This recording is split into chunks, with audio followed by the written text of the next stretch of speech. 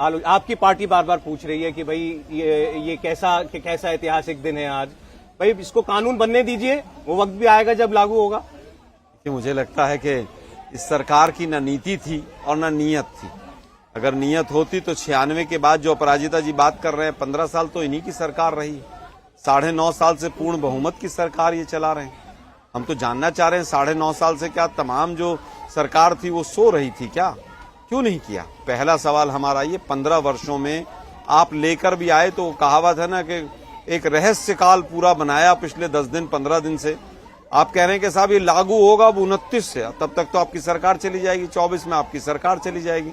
तो आपने बिल्कुल ठीक कहा कि जो जीता वो सिकंदर। हम बिल हम ही लाए थे और पास भी हम ही कराएंगे इसको जब उस समय पर हमारी सरकार होगी 24 के बाद। और हमारी सरकार आने के बाद हम 29 तक का इंतजार नहीं करवाएंगे, हम पहले ही इसको लागू करवाएंगे, ये हमारा वादा। पास कराने की नौबत तो अभी है, वो तो अगले 4 दिन में डिसाइड करना पड़ेगा। फिर वो कहूंगा कि वो बिल जो पास होगा उसमें अमेंडमेंट बिल भी आएगा और वो 29 के बाद का नहीं होगा, वो 24 के बाद में जो भी चुनाव होंगे उसमें लागू करवाया जाएगा। अब हम सीधा सीधा एक सवाल पूछ रहे हैं कि इतना बड़ा वो रहस्य बनाया गया।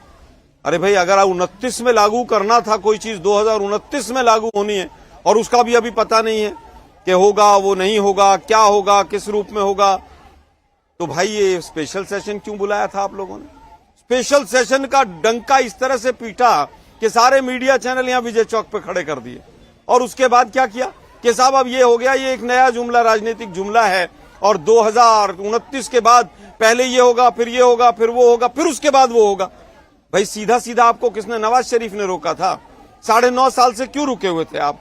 3 सवाल सीधे सीधे। 15 साल आपकी सरकार रही, उसमें अभी तक क्यों नहीं आया? रहस्य काल क्यों बनाया? अगर ये बिल की कॉपी 4 दिन पहले सांसदों को बट जाती और वो ध्यान से उसको पढ़ लेते तो क्या दिक्कत हो जाती? इस देश को किसका नुकसान हो जाता? लेकिन आपको, क्योंकि आपकी नीयत में खोट था, इसलिए रहस्य बनाकर रखा। नीयत आपकी नहीं थी, नीति आपकी खराब है। नीति इसलिए खराब है कि अगले 5-6 साल बाद हम ऐसा करेंगे। अरे भाई आपकी सरकार नहीं रहेगी, आप कहां से करेंगे? नियत नहीं थी। नियत होती तो 9.5 साल से इंतजार क्यों करते? सरकार ने भी इसको पायलट किया है, इस बिल को कभी ना कभी।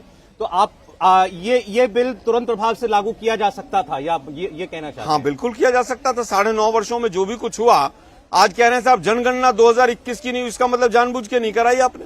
पूरे विश्व के देशों में जनगणनाएं हो गई और भारत ने नहीं कराई, शायद इसीलिए नहीं कराई होगी। इसमें इसका मतलब यहां पर भी नियत में खोट था।